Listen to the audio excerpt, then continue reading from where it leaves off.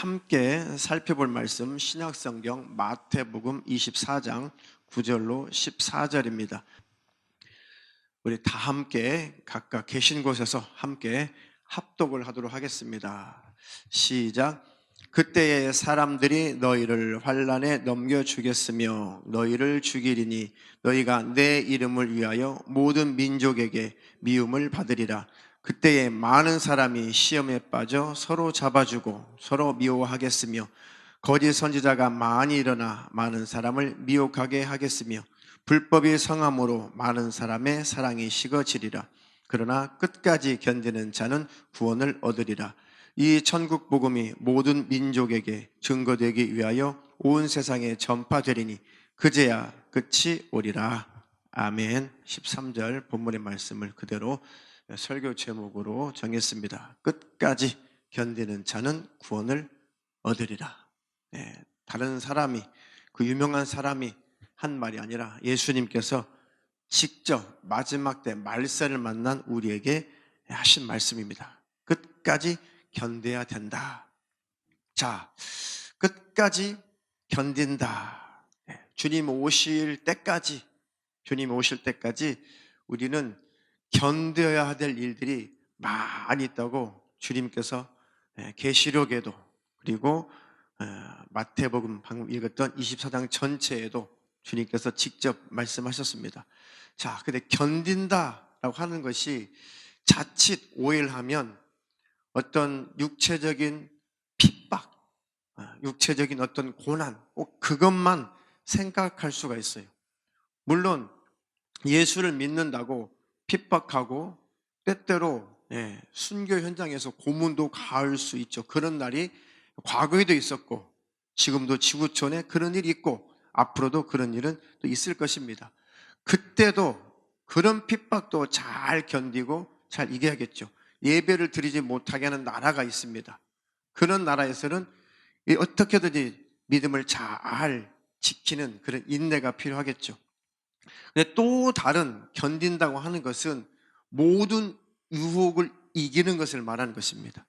모든 미혹, 모든 유혹, 다시 말하면 하나님과 나와의 관계를 끊어놓는, 하나님과 나와의 관계를 멀어지게 만드는 모든 요소를 다 이기고 그것들을 견뎌내고 끝까지 믿음을 지켜내는 것, 그것이 육체적인 어떤 핍박, 그런 고난일 수 있고 또 세상의 많은 미혹, 유혹, 또 이단 사설, 여러 가지 우리를 주님과 관계를 멀어지게 만드는 수만 가지 문화, 철학, 사상, 그런 것들이 다 될 수 있겠죠. 그 모든 것을 다 총망라해서 다 이겨야 된다. 그것들을 다 이기는 것을 끝까지 견디고 믿음을 지킨다라고 말씀하신 것입니다. 저 여러분들은 주님께서 우리에게 경고하시고 우리에게 권면하신 말씀처럼 모든 조건들을 다 이기시고 견디는, 인내하는, 축복받는 주인공이 다 되기를 주님의 이름으로 축원합니다. 영적으로 한마디로 말하면 믿음에서 떠나게 만드는 사단, 마귀, 귀신들, 악령들, 악한 영들의 모든 괴계를 다 이겨내고 견디는 것, 마음을 지키고 믿음을 지키는 것, 이것은 결국 이기는 것입니다. 이기시기를 주님의 이름으로 축원합니다. 결국은 천국에 누가 들어가느냐? 결국은 견디는 자가 들어가는 거예요. 끝까지 견디는 자, 끝까지 이기는 자, 끝까지 믿음을 지키는 자가 결국은 천국에 들어가는 것입니다. 모든 일에 견디고 이기시는 축복의 주인공이 다 되기를 축원합니다. 자, 본문을 차근차근 읽어가면서 설명을 하겠습니다. 주님이 오시기 전에 이 세상에 그때에 사람들이 너희를 환난에 넘겨 주겠으며 너희를 죽이기까지 할 것이다. 그렇게 실질적으로 우리가 피부에 와닿는 그런 핍박도 있을 것이다.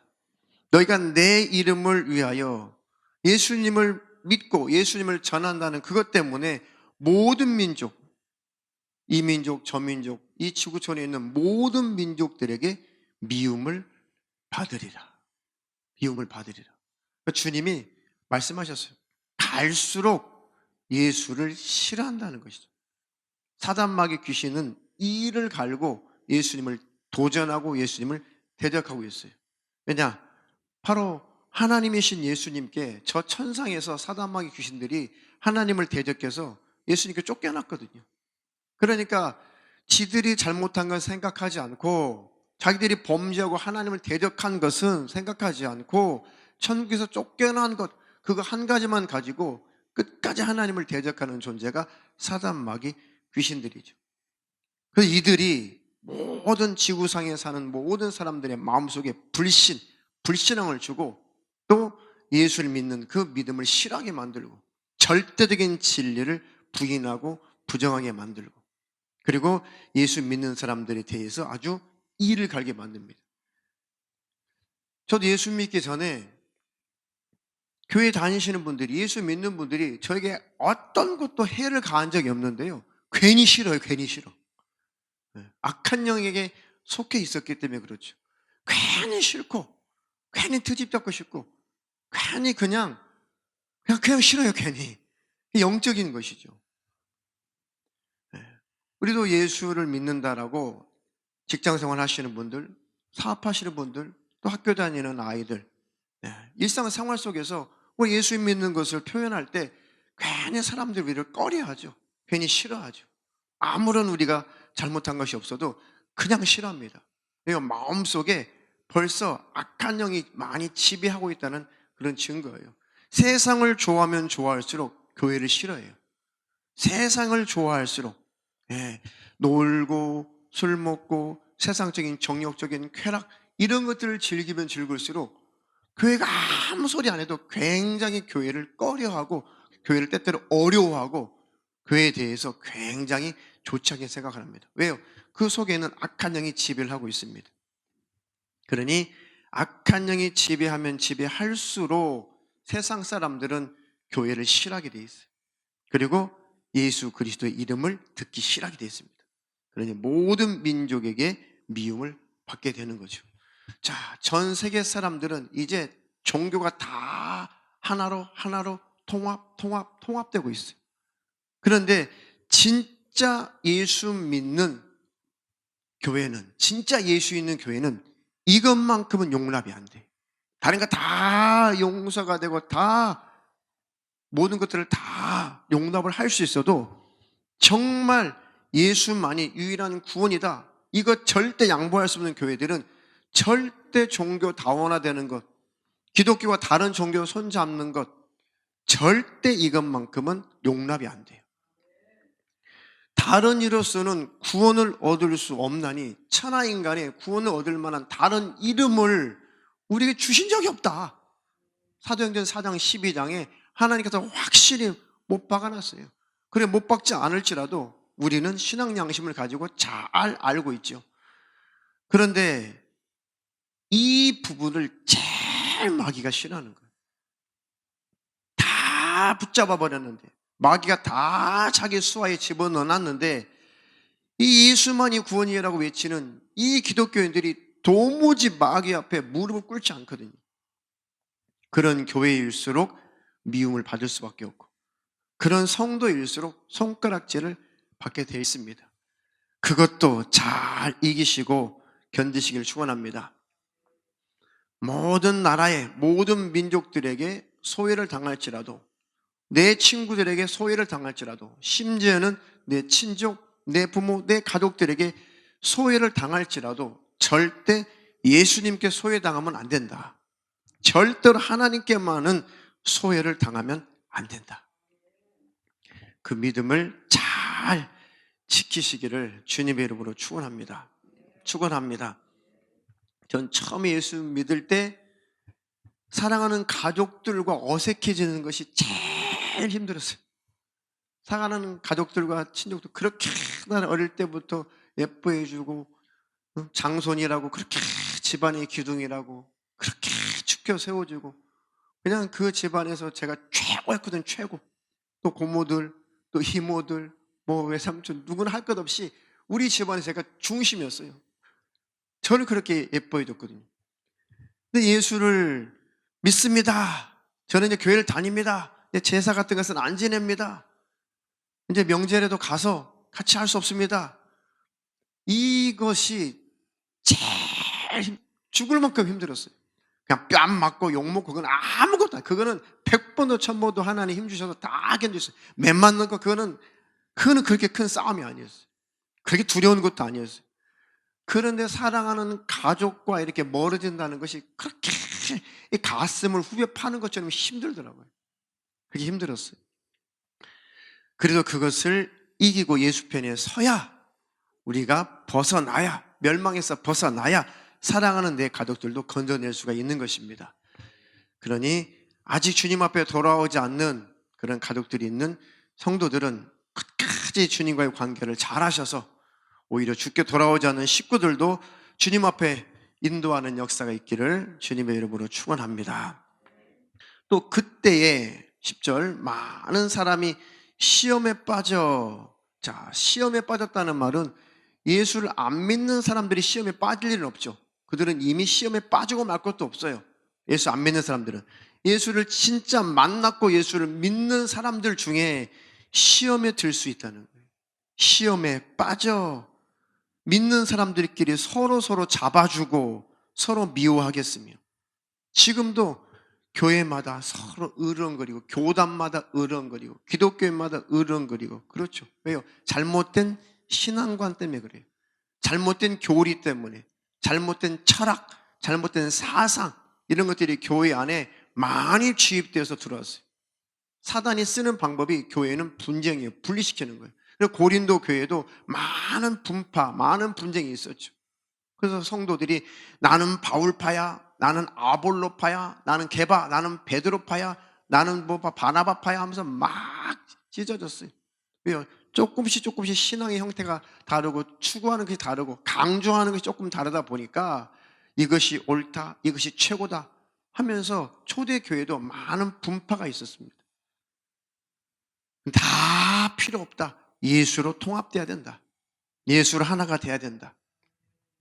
자, 올바른 초대교회에도 조금 뭘 강조하느냐, 뭘 더 강조하고 덜 강조하느냐, 그 사도들의 성향에 따라도 분파가 생겼다면 지금은 얼마나 많은 철학적, 사상적 그런 교리들이, 인간의 철학, 인간의 사상적인 그것에서 나온 교리들이 전 세계 교회에 얼마나 많이 들어와 있어요. 그러니까 서로 손가락질하고 서로 핍박하고 서로 아니라고, 걸핏하면 이단이라고 정죄해버리고 갈수록 사랑이 식어져 간다는 것이죠. 그런 분위기 속에서 막 대대적인 핍박이 와보세요. 그러면 세상 편에 있는 교회들은 당연히 예수 편에 있는 교회를 잡아주겠죠.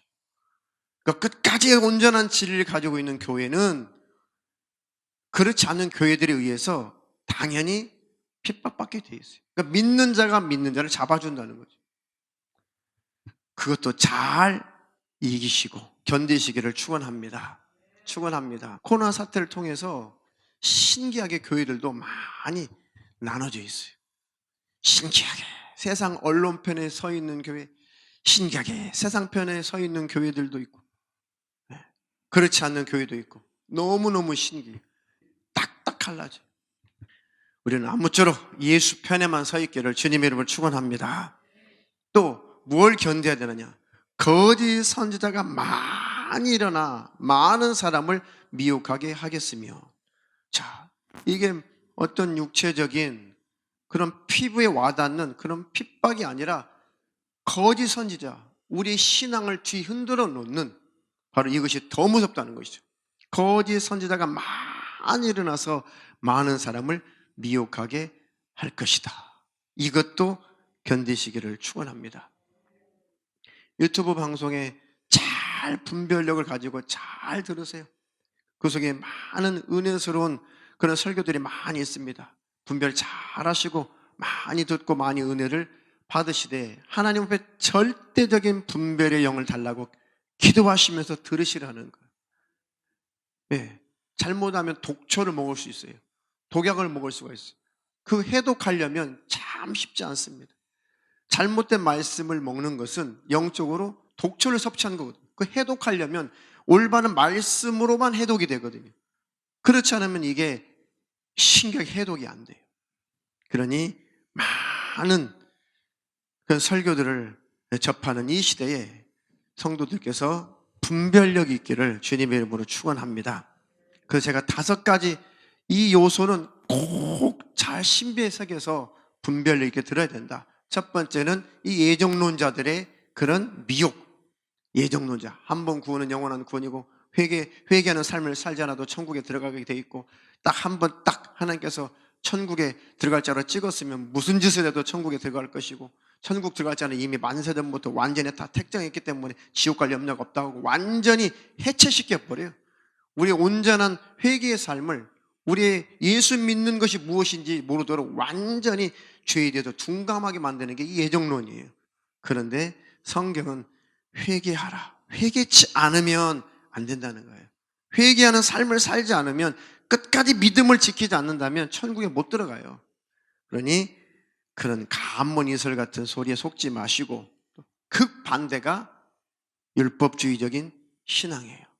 예수를 영접했지만은 너는 점도 없고 흠도 없는 존재가 돼야 되고, 모든 주일은 안식일법에 입각해서 완벽하게 다 지켜내고, 절기법에 입각해서 모든 절기 다 지켜내야 되고, 모든 교회 룰과 규칙을 다 지켜야 되고, 또 교회 안에 있는 모든 그 교회력 속에 있는 그 모든 규칙들을 다 지켜내야 되고, 흠도 없고 점도 없고 완벽한 존재가 되어야 하나님 나라 천국에 들어갈까 말까 한다. 그런 예수의 피공로를 완전히 희미하게 만들어버리는 율법주의적인 구원관, 이것도 엄청난 사단의 역사거든요. 엄청난 마귀 역사예요. 그런 소리도 분별할 수 있어야 돼요. 방종하지도 말고 율법주의도 빠지도 말고, 오직 예수만 붙들고 사는 거, 십자가의 의만 자랑하는 거, 그리고 정직함, 거룩함, 죄를 끊고 버리는 그 삶을 살아가는 거. 할렐루야. 그런 삶을 추구하면서도 완전하지 못하고 완벽하지 못한 자기 자신을 바라보고, 또 늘 하나님 앞에 통곡하고 십자가 은혜를 꼭 붙잡고 사는 거, 그 삶이 천국 가는 길이거든요. 그들은 결국 천국으로 들어갈 것입니다. 예정론자들처럼 거룩함을 추구하지 않고, 율법주의자처럼 예수님의 의의를 자랑하지 않고 자기 의의를 자랑하는 그들은 다 곁길로 가버리는 거예요. 속지 않기를 축원합니다.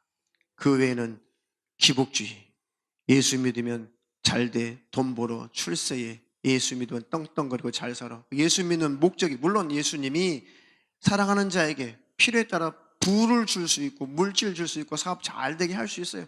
하나님이 일을 위해서 쓰임받으라고 풍성함을 주시기도 하시죠. 그런데 그것이 목적이 되는 것이 예수님을 이용한 기복주의인 거예요. 순서만 정확하게 잘 바꿔놓으면 됩니다. 하나님, 주를 위해서, 복음을 위해서 내 삶과 내게 주신 건강과 물질을 잘 하나님 앞에 드리며 사용당하겠습니다. 그 순서를만 잘 정해놓으면 하나님이 복을 주실 거예요. 우리가 복을 받으려고 하는 것이 아니라, 하나님께서 우리에게 주시는 복을 가지고 우리는 또 세상에서 하나님을 위해서 쓰면 되는 것입니다. 잘 분별하시길 축원합니다. 나는 예수님보다도 표적, 이적, 능력, 이것을 더 쫓아가는 것, 그 은사주의, 그 표적주의, 이것들도 잘 분별해서 잘 들으시길 축원합니다. 그러니 걸핏하면 나라가 뒤숭숭하고 문제가 생기면 걸핏하면 예언자가 나타나가지고 예언한답시고 막 유튜브에서 예언하고 그러죠. 그 거의 가짜가 대부분이에요. 예언은 교회 안에서 성도들의 덕을 위해서, 교회의 덕을 위해서 주신 은사지, 그게 막 사람들 선동하라고 주신 은사는 아니에요. 거의 가짜예요. 내용이 일부 맞아요. 거의 90% 맞는 경우가 많습니다. 그러나 결국 끝을 보면 곁길로 가는 미혹이 있습니다. 그것도 분별 잘 하시기를 주님의 이름으로 축원합니다. 네, 종교다원주의자들, 종교 통합을 외치는 사람들, 이런 사람들은 우리는 처음부터 예수 믿는 사람들을 취급을 하지 않기 때문에 더 이상 거론할 필요가 없습니다. 크게 이 5가지만 잘 분별한다면 멸망할 일이 없다. 마지막 때 미혹당할 일이 없고 거짓 선지자들에게 속을 일이 없습니다. 꼭 견디시고 이기시고 분별하시기를 주님의 이름으로 축원합니다. 자, 그리고 12절에 불법이 성함으로 많은 사람의 사랑이 식어지리라. 애정 결핍증에 시달리는 현대인이라는 설교 제목 제가 원고 쓰고 있다고 그랬죠. 야, 이 12절에도 불법이 앞으로 성하기 때문에 많은 사람들의 사랑이 식어지리라.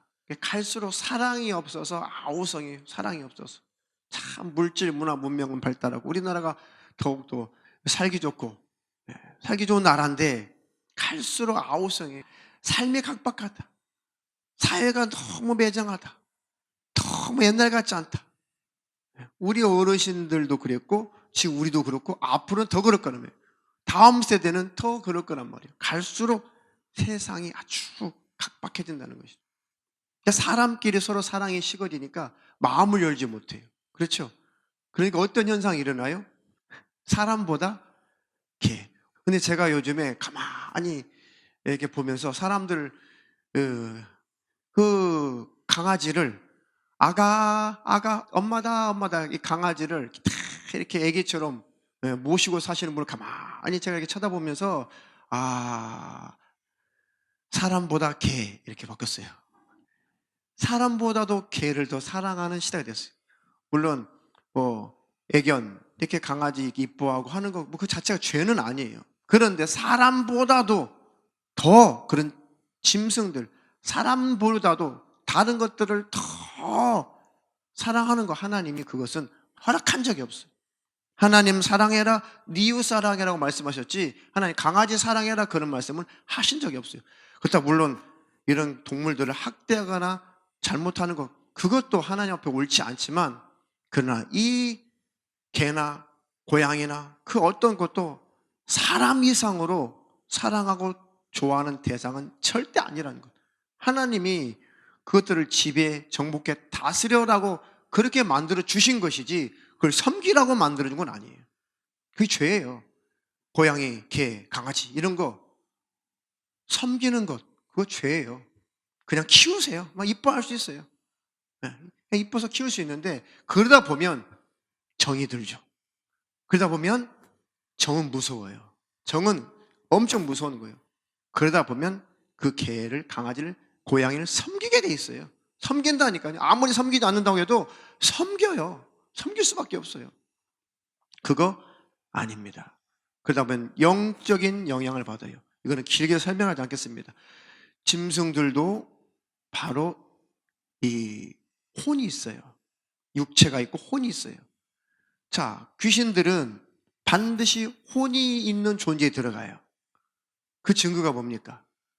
가다라 지방에 귀신 들린, 흉악한 귀신 들린 사람이 있었어요. 그 귀신들이 나갈 때 예수님이 나가라. 우리가 갈 데가 없습니다. 저 돼지떼에게 들어가면 안 되겠습니까? 아이고 예수님, 우리가 저 돼지떼에 들어갈 테니까 허락해 주십시오. 그러니까 예수님이 그래라, 들어가라 허락했어요. 그러니까 그 귀신 들리는 사람 속에 그 귀신이 2,000마리가 넘는 돼지떼에 들어갔어요. 돼지에 들어간다는 얘기. 짐승에게 귀신이 들어가요. 개에게 들어가요. 고양이에게 들어갑니다. 귀신 들린 개 안 보셨어요? 그 시골 같은 데 가면은 그 연탄 뗄 때 그 연탄 가려고 뚜껑 열어놓잖아요. 귀신이 들어오면요. 그 머리를 그 뜨거운 그 연탄 아궁에다가 막 머리를 지지고 죽어요. 실제 그런 일이 있었어요. 갑자기 멀쩡한 개가. 이렇게 2,000마리 넘는 돼지떼에 귀신들이 들어가서 그 비탈길로 내리달아서 다 몰사에 다 죽었다. 성경적인 기록이 있잖아. 그러니까 짐승들에게도 귀신은 들어가요. 성경이 있잖아요. 그러니까 지나치게 이런 개, 고양이 이런 것들을 애완동물들을 지나치게 사랑하고 섬겨 정을 주면 영적인 교통이 일어나요. 그 영들의 교통이 일어납니다. 그러니까 완전히 그 애완동물에게 갇혀버린 거예요, 사람이. 그런 사람들, 자식이 자신들은 모르는데 객관적으로 딱 밖에서 바라보면은 저 사람들은 완전히 애완동물에게 갇혀 사는구나, 인생을. 그런 사람들 많이 목격하잖아요. 본인들은 몰라요. 영적으로 지배를 받고 있는 것을 모른다니까요. 근데 밖에서 보면 훤히 보이죠. 그래서 그것을 설교 시간에 제가 가끔 언급하는 거예요. 그것을 차라리 끊어라. 차라리 그것을 끊어버려라. 그러면 그 악한 영의 영향을 안 받잖아요. 굳이 받을 필요가 뭐 있습니까? 자, 그런 내용들은 다음에 한 번 더 자세히 다루도록 하겠습니다. 자, 어쨌든 지금은 사랑이 식어지기 때문에 그 마음을 둘 데가 없어요. 마음을 쏟을 데가 없어요. 그러니까 그런 애완동물에 더 집착하는 시대. 애완동물이 집착하는 것은 우리나라뿐만 아니에요. 선진국이라고 하는 나라일수록 다 그런 문화가 지나갔어요. 미국, 일본, 그 다음에 한국으로 넘어오죠, 문화라는 게. 미국, 일본, 한국으로 문화가 계속 돌아와요. 물론 지금은 이제 뭐 한국인 문화가 다른 데로 실어 나르는 그런 추세이긴 하지만 대부분 다 수입해서 들어와요, 그 문화라는 게. 언제 우리나라가 과거의 미국처럼, 과거의 영국처럼, 과거의 일본처럼, 과거의 소위 선진국이라고 하는 그런 나라처럼 그렇게 애완동물을 그렇게 사람 이상으로 섬기고 살았냐고요? 안 그랬어요. 잘 먹고 잘 사는 것, 그 좋은데 그 속에서 사람들의 사랑이 식어져 가는 거예요. 왜? 하나님보다도 물질, 하나님보다도 쾌락, 하나님보다도 세상, 하나님보다도 명예, 하나님보다도 돈. 그러면서 교회들도 하나님보다도 출세, 하나님보다도 외형, 하나님보다도 숫자, 하나님보다도 교세, 하나님보다도 물질, 명예 이런 것들을 복이라고 가르치고 하다 보니 기독교인들도 하나님보다도 그 외의 것을 더 섬기게 됐어요. 그러니 교회들도 같이 무너지는 것이죠. 세상에 대해서 할 말이 없는 거예요. 애완견 좋아하시는 분은 저를 굉장히 지금 싫어하실 것 같은데요. 어쩔 수 없어요. 죄송합니다. 강아지 좋아하시는 분들 죄송한데 그거 하나님 기뻐하지 않습니다.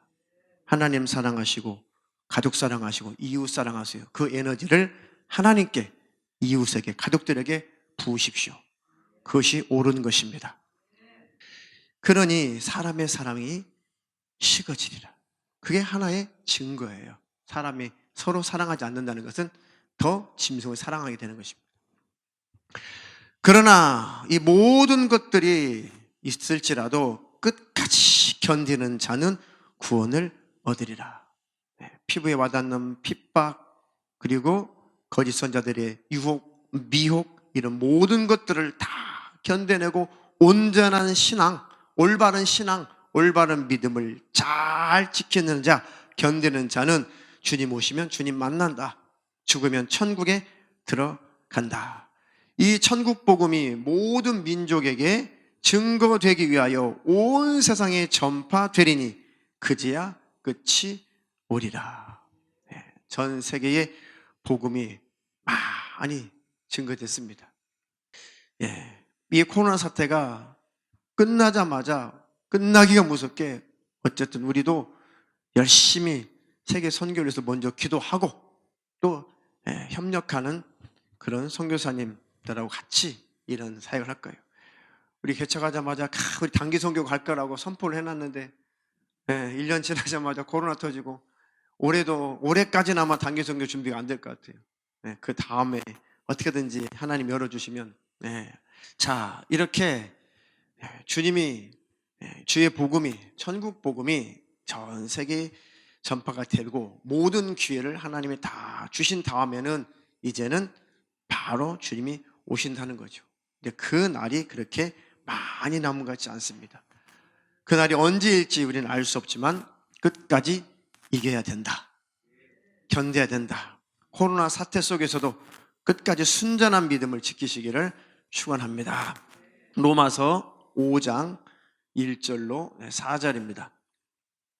그러므로 우리가 믿음으로 의롭다 하심을 얻었은즉 우리 주 예수 그리스도로 말미암아 하나님으로 더불어 화평을 누리자. 또한 그로 말미암아 우리가 믿음으로 서 있는 이 은혜에 들어감을 얻었으며 하나님의 영광을 바라고 즐거워하느니라.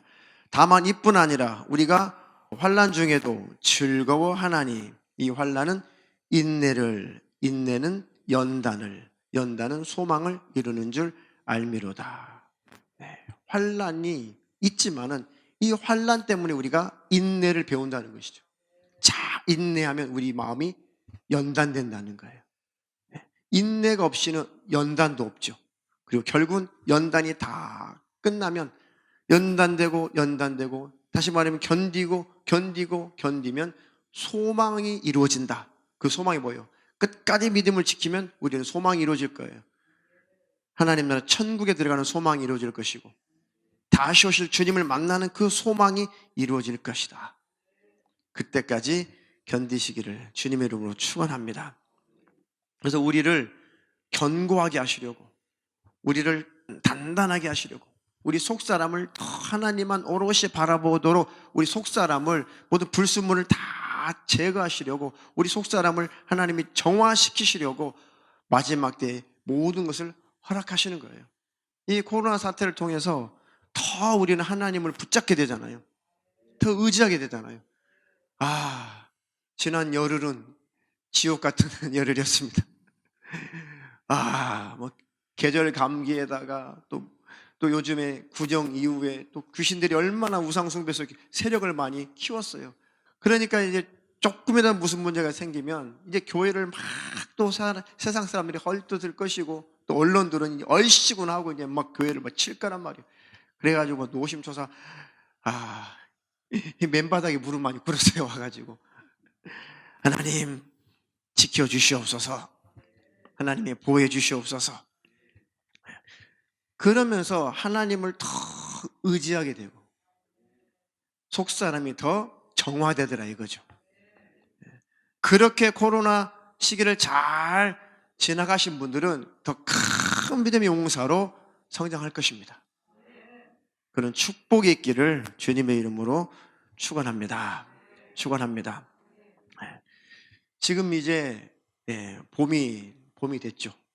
봄 소식 좀 보셨나요? 봄 소식 가만히 쳐다보세요. 가로수, 그다음에 이런 그 잡초들, 그런 것도 울타리를 만들려고, 울타리 경계를 표시하려고 만들어 놓은 그런 화초들 이렇게 가만 보세요. 벌써 이 망울이 터지고 있어요. 움이 나고 있습니다. 지난 겨울에 시골에서 어머니한테 이 다알리아 그 구근, 감자같이 생긴 거 다알리아 그 구근, 그거를 두 뿌리를 이렇게 제가 갖고 왔거든요.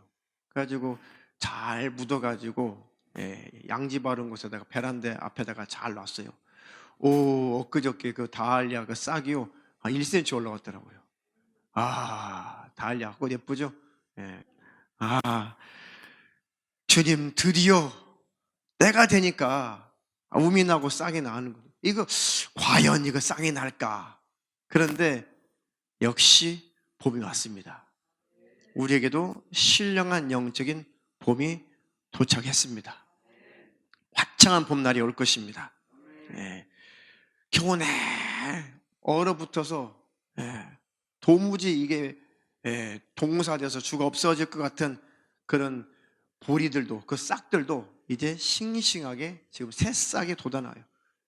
지난해에 보리씨를 뿌리고 지난 가을에 보리 싹이 나죠. 그것들은 겨울을 잘 지탱하는 그 용도밖에 안 돼요. 그것들이 다 이제 죽어요. 그리고 봄에는 그것들이 뿌리를 지탱시켜 주거든요. 그 이파리들이. 그러면 이제 그것들은 다 죽어요. 그리고 뿌리가 지탱되어 있기 때문에 뿌리에서 보리 새싹이 나옵니다. 그런 보리라야 이삭을 맺어요. 추운 겨울을 지난 보리 새싹이라야 열매가 나온다는 거. 그냥 봄에 씨 뿌려서 봄에 난 그 보리는 열매를 맺을 수 없어요. 겨울을 나지 않았기 때문에. 그것은 사료용으로는 그렇게 할 수 있습니다. 그런데 우리나라는 보리는 반드시 추운 겨울을 지나야만 반드시 5월, 6월에 이삭이 나오고 작황을 할 수가 있어요. 봄에 뿌리는 씨, 겨울을 나지 않는 보리씨는 절대 이삭이 맺지 않습니다. 우리나라 그 보리 농사는 그래요. 반드시 겨울을 지나가야 돼요. 가만히 보면 우리도 이 영적인 겨울을 잘 지날 때 더 뿌리가 튼튼해져요. 뿌리가 견고해집니다. 코로나라고 하는 이 영적인 겨울 같은 이 시기를 잘 지나신 분들은 더욱더 믿음이 견고해져 있을 거예요. 더 믿음의 뿌리를 깊이 내릴 것입니다. 이럴 때일수록 내가 마음 잘 지켜야지. 이럴 때일수록 내가 더 견고해져야지. 그럼 코로나 사태가 다 지나간 다음에 내 영적인 봄이 와서 우리가 마음껏 자유롭게 활동할 수 있을 때 그 믿음을 잘 지키신 분들에게는 좋은 열매, 많은 열매, 능력의 열매가 나타날 것입니다. 영혼 구원의 열매가 막 나타날 거예요. 왜냐하면 믿음의 담력이 생기거든요. 환난, 핍박, 그거 잘 극복하고 나면 안에서 뭔가 큰 믿음이라는 열매가 생기죠. 네, 그거예요, 그거. 그러니까 코로나 시기에 성실하게 예배 생활을 잘하고 성실하게 믿음을 잘 지키고 나서 딱 하나님 앞에 옳다 인정함을 받으면 네가 그 속에서도 믿음을 잘 지켰구나, 하나님께 옳다 인정함을 받으면 이제는 그 엄청난 영적인 에너지가 발산이 돼요. 그 힘이 나타납니다. 많은 열매가 맺을 것입니다. 그런 주인공들이 다 되시기를 예수님의 이름으로 축원합니다. 축원합니다. 자, 마지막으로 마태복음 13장 18절로 23절. 자, 코로나 사태 가운데 우리의 땅, 우리의 심령을 어떤 밭으로, 어떤 땅으로 우리가 잘 마련을 해 놔야 되나? 자, 그런즉 씨 뿌리는 비유를 들으라. 아무나 천국 말씀을 듣고 깨닫지 못할 때는 악한 자가 와서 그 마음에 뿌리운 것을 빼앗나니 이는 곧 길가에 뿌리운 자요. 자, 코로나 사태 속에서 그냥 주님을 완전히 떠나버린 기독교인도 있을 거예요. 그분들은 왜 그럴까요? 아예 천국 복음이, 예수를 믿는 그 믿음이 자리를 아예 잡지 못하고 있던 상태에서 코로나가 딱 터지니까 아예 교회와는 멀어져 버린 그런 기독교인도 있을 거란 말이죠. 그들은 코로나 사태를 통해서 오히려 전혀 믿음이 없었음이 발각이 되는 거죠. 물론 돌아오면 구원 얻겠지만, 자, 그런 부류는 하나도 없기를 축원합니다. 자, 돌밭에 뿌렸다는 것은 말씀을 듣고 즉시 기쁨으로 받되 그 속에 뿌리가 없어 잠시 견디다가 말씀을 인하여 환난이나 핍박이 일어나는 때에는 곧 넘어지는 자요. 네, 뿌리가 없으면, 믿음의 뿌리가 없으면 코로나 사태 속에서 이런 환난, 이런 핍박, 교회에 대해서 얼마나 많이 언론들이 교회를 얼마나 많이 괴롭게 했어요. 얼마나 힘들게 했어요. 그때 교회들이 그냥 뭐 예배 1년 안 드린다고, 예배 6개월 동안 예배 안 드린다고 문제가 돼? 나도 교회 다니지만 교회 때문에 지겨워서 교회 안 다니겠네. 그런 기독교인도 있어요. 교회들이 말 좀 잘 듣지 그냥 예배 드린다고 그렇게 해서 전부만 그렇게 안 들어. 나도 교회 다니지만 앞으로 교회 안 다녀. 이런 사람들은 예수 없는 거예요. 예수 없었던 거예요. 그런 부류도 없기를 주님의 이름으로 축원합니다. 가시떨기에 뿌리웠다는 것은 말씀을 들으나 세상의 염려와 재리의 유혹에 말씀이 막혀 결실치 못하는 자요. 이런 부류도 없기를 주님의 이름으로 축원합니다. 자, 마지막으로 좋은 땅에 뿌려왔다는 것은 말씀을 듣고 깨닫는 자니 결실하여 혹 100배, 60배, 30배가 되느니라 하시더라. 코로나 시기를 잘 지나고 믿음을 잘 지키고 오히려 견고한 믿음의 사람으로 하나님 앞에 발견되면 이 코로나 시대가 지난 다음에는 그 지킨 믿음이 100배, 60배, 30배의 열매를 맺을 것입니다. 그런 주인공들이 하나님의 사랑교회 모든 성도들은 다 그런 분들이 다 되기를 예수의 이름으로 축원합니다. 축원합니다. 이번 코로나 사태로 끝나고 주님이 오실지 아니면 또 다른 무슨 이런 환난들이 올지 우리는 알 수 없지만 우리는 이번 코로나 사태를 지나면서 한 번에 믿음을 잘 지켰다면 한 번에 우리는 신앙의 나이테를 만들고 간 거예요. 그렇죠? 하나의 흔적을 우리는 남겼어요. 코로나 사태 속에서 하나님 믿음을 잘 지키게 하심을 감사합니다 라고 우리는 하나의 나이테를 하나 또 갖게 된 거예요. 우리가 주님 만날 때 우리의 신앙의 나이테가 몇 개나 그어질지 잘 모르겠어요. 그렇죠. 예수 믿고 나서 지금까지 여러분들이 믿음을 지키는 일에 여러 가지 어려움들이 있었죠. 그거 이길 때마다, 그 겨울을 지날 때마다 여러분들에게 신앙의 나이테가 하나씩 만들어졌던 거죠. 인생 많이 사신 분일수록, 신앙에서 오래 하신 분일수록 그런 나이테라는 신앙의 흔적들이 많이 있을 것입니다. 나중에 이제 다 세상 끝난 다음에 여러분의 신앙의 나이테를 예수님이 딱 잘라가지고 보여줄 거예요. 네가 이렇게, 네 나이테 보이지? 신앙의 나이테 보이지? 네가 이때 견뎠다, 이때 견뎠다, 이때도 견디고 야, 네 나이테가 100개는 되는구나. 잘 견뎠다. 그 나이테가 우리의 영광이에요. 할렐루야. 이번 코로나 사태도 우리에게 영광의 나이테를 하나 하나님이 만들어 주신 것이다. 그게 면류관입니다.